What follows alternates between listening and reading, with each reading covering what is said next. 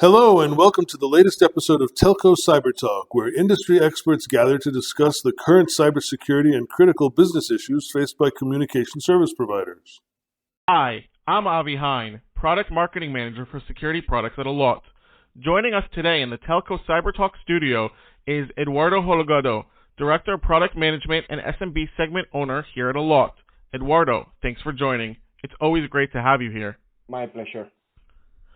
In today's podcast, we're going to discuss a new router-based threat that was recently discovered. It's called ZuoRAT. So, Eduardo, let's get down to business. What is this? What is ZuoRAT? Well, this is a highly targeted, sophisticated campaign that has been active in North America and Europe for nearly 2 years, beginning in October 2020. ZuoRAT, as the name suggests, it's a multi-stage remote access trojan, which appears to be a heavily modified version of Mirai. So it was recently identified by Lumen Technologies. It targets SOHO routers leveraging known vulnerabilities, and it allows to get a foothold on the device and gather very interesting data like credentials, configuration, browsing behavior, and even hijack DNS and HTTP traffic that goes through the router. From there, and enabled by a port scan of the LAN network, the adjacent network, the attacker can pivot to a Windows workstation, and then from there, load another RAT, another remote access trojan, that masquerades as a legitimate application. So it's very, very difficult to catch. Wow, it sounds really sophisticated. Can you explain a little bit how it works? Sure. So it all starts by leveraging known vulnerabilities in well-known and widespread SOHO routers from brands like Asus, Cisco, Draytech, and Netgear. These vulnerabilities will allow remote command injection and even an authenticated interaction with the router APIs. So what this basically means, it opens the door fully to control the device. Once you get access to the router, what they will do is they will download an exploit script from a malicious server to then download the ZuoRAT agent, okay? So it's worth mentioning that this script is a modified version of a proof of concept that was available on the internet, so it was an existing piece of code. And as we said before, ZuoRAT appears to be a heavily modified version of Mirai. So basically, and this is usually the case, this is usually what we see, what they do is they take what is already available out there, they give it a twist, and use it so that they don't have to reinvent the wheel every time. Now, unlike other pieces of malware that are simple and designed for a very particular and specific purpose, ZuoRAT is a very comprehensive and powerful toolkit. High level, it enables to do an in-depth reconnaissance of the network, capturing traffic and hijacking communication, as we said, right? So there are basically two primary components here. So the first one, it's going to run automatically, okay, and it will get critical information from the router, which includes credentials, routing and IP tables, as well as other information like, for example, doing a LAN discovery, a local area network discovery, and also it enables packet capture. One of the first verifications it will do as well, because this is a very clever piece of software, it will identify whether it is running on a sandbox. So a sandbox is basically a security feature that will allow to identify how the malware behaves, and then if the malware behaves as malware, then it will be identified as such and killed, right? So when the bad guys are creating malware, they want to know if they are running in a sandbox, because if the malware is running in a sandbox, that means it's not a real environment, okay? So for this, to identify these sandbox environments, what they do is they basically will query very well-known internet services that return your public IP.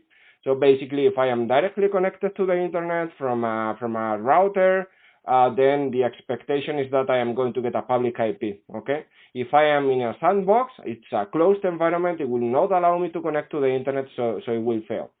So the way this malware is designed, so if it is concluding that it's running in a sandbox environment, then it will automatically deactivate itself and remove itself from the device. Okay, so this is just another protection measure to make sure it's running on a good target.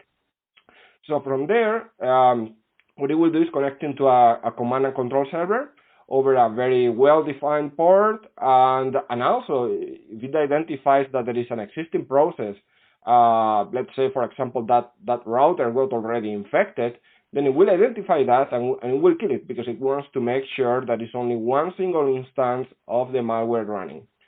After that, it will run a port scan of the local network, and once again using a well-defined pre-scripted list of ports to identify potential targets.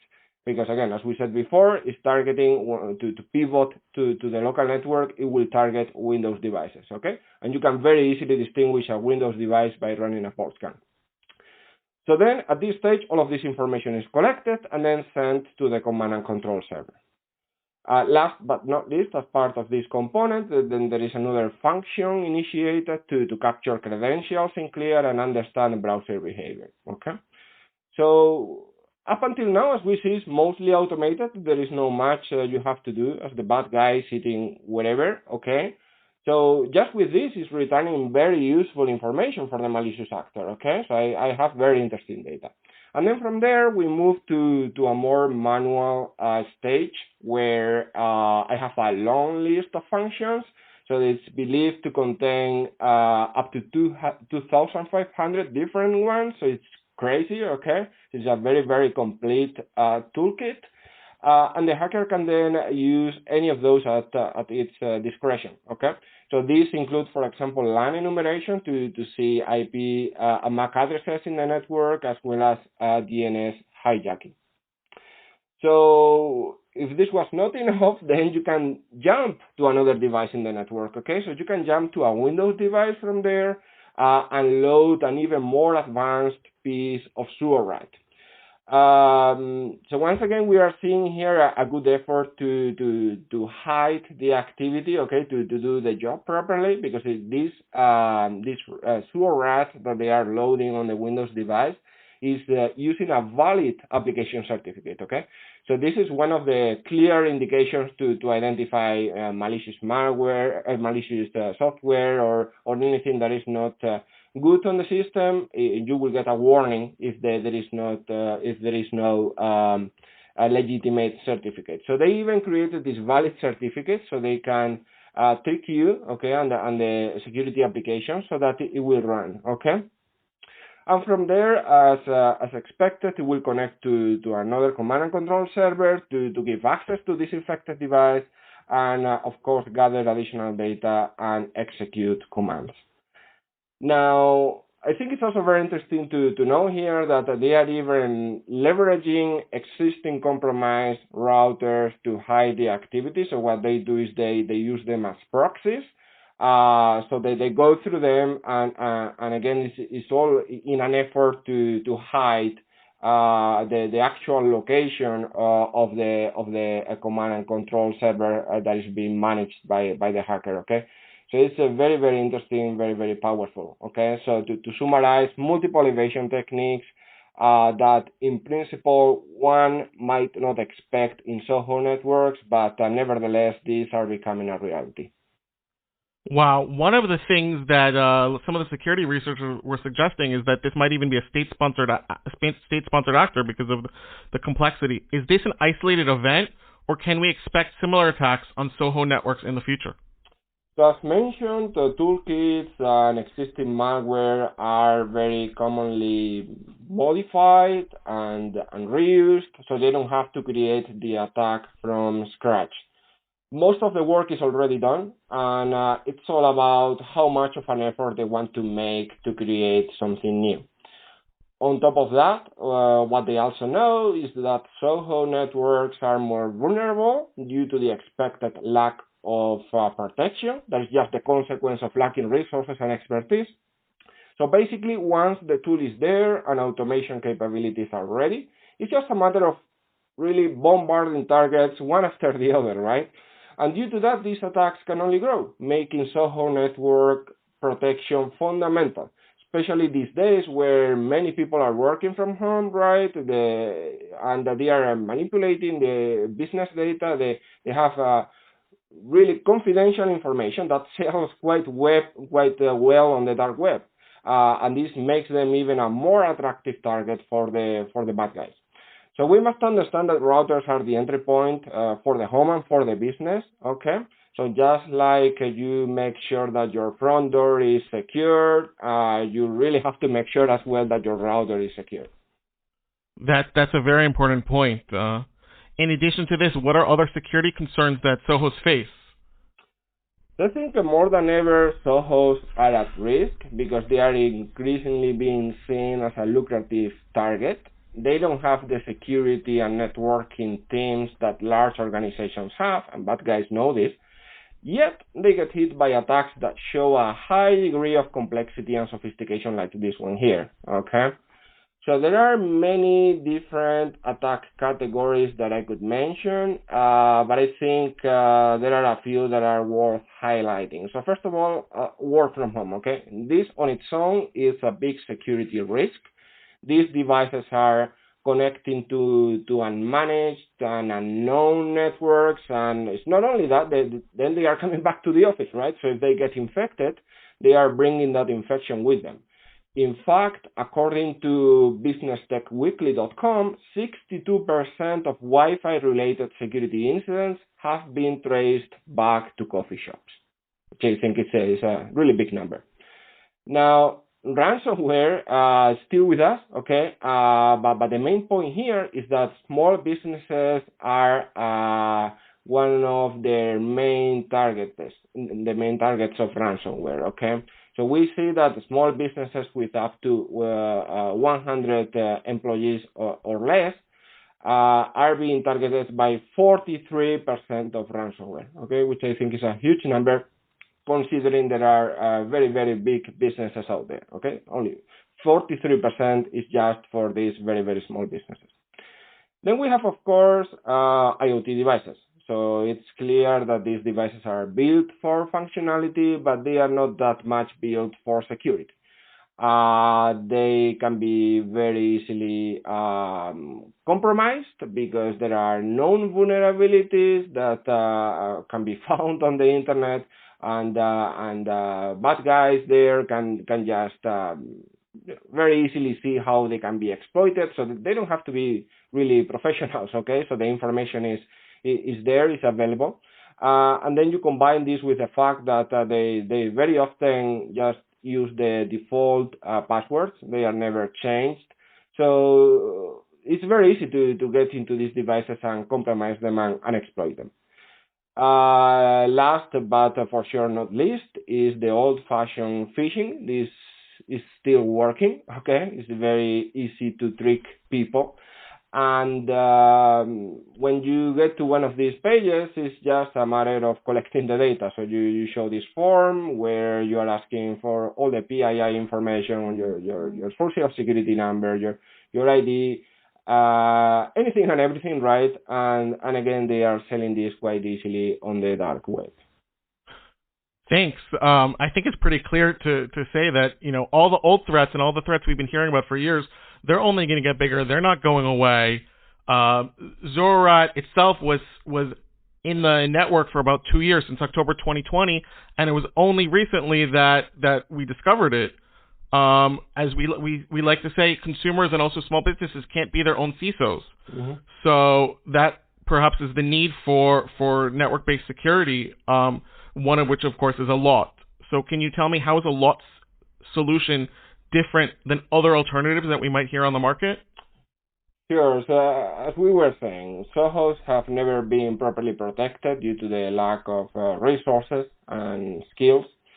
So sometimes they might even buy the usual antivirus off the shelf, but this is not going to properly cover all devices. right? Because you cannot really install an antivirus on an IoT device. And also, even those that make the effort of installing it, it's very likely that the solution will not be properly configured, and therefore it's not going to provide the protection expected by the vendor. So as I see it, an umbrella type of protection that gets activated with zero effort is the only valid answer here, and this is what we are bringing to the table. So using the context of ZuoRAT, let me quickly explain how, in this particular case, HomeSecure and BusinessSecure would make the difference. So both HomeSecure and BusinessSecure are based on the same core, but HomeSecure is intended for homes and BusinessSecure is intended for businesses. Both of them offered by the operator. Now, they leverage a lightweight agent that gets installed on the router, and is providing protection not only against malicious internet sites and resources, but also is protecting the router itself, which is quite important, especially in this particular case, as we will see. And also, it's protecting the internal network traffic in the SOHO, okay? Because it doesn't make sense that I have my fridge talking to the IP camera. Now, so let's see. So let's go through the protection layers here, okay? For this particular attack. So we said at the beginning that the malware, what it does is it exploits router vulnerabilities. It gets there, okay? And then one of the first thing it does is trying to see if it is directly connected to the internet, okay? To detect if it is running on a sandbox. Well, we have a functionality called the router allowed list, and this is a functionality that allows the operators to define the destinations a router is allowed to communicate with.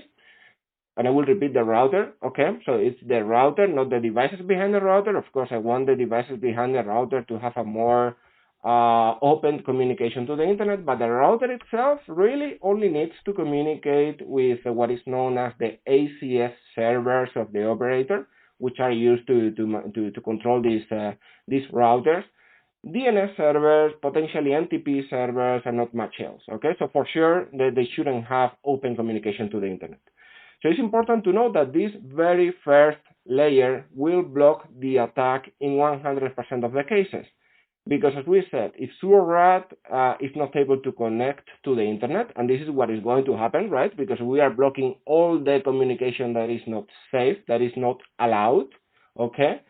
It will be automatically deactivated and removed. So it will be the malware itself removing from the router. Okay, so with this is the end of the story. This is the end of the attack. Okay, but I think it's also worth mentioning other protection layers that we are also including in the solution that are relevant. So first of all, let's assume for a second that protection layer is not there. Okay.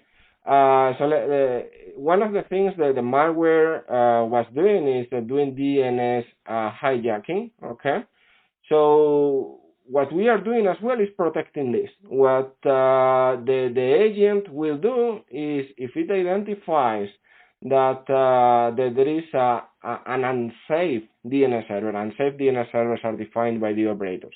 If there is an unsafe DNS server being used, like in this case, a server somewhere else that is getting the DNS queries, we are going to automatically capture that and redirect them to a safe server. Additionally, we mentioned that the malware was running a port scan. We are also identifying this. We are identifying port scans on the network. And last but not least, and I think this is quite important, because we are seeing an evolution on the attacks and the way they communicate. So these attacks, they know there are DNS-based layers used. So in order to evade them, in order to avoid them, what they are doing is to just use IP to IP communication. They are not using a website name, they are not using a DNS name, they are just using an IP to IP communication to bypass this layer.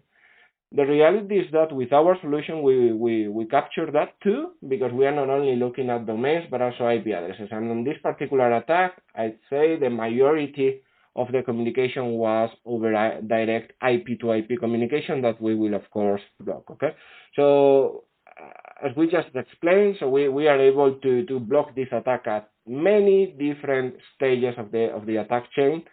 But most importantly, the first one, okay, which is the router allot list, will block 100% of these events because it will not allow the malware to run in the first place.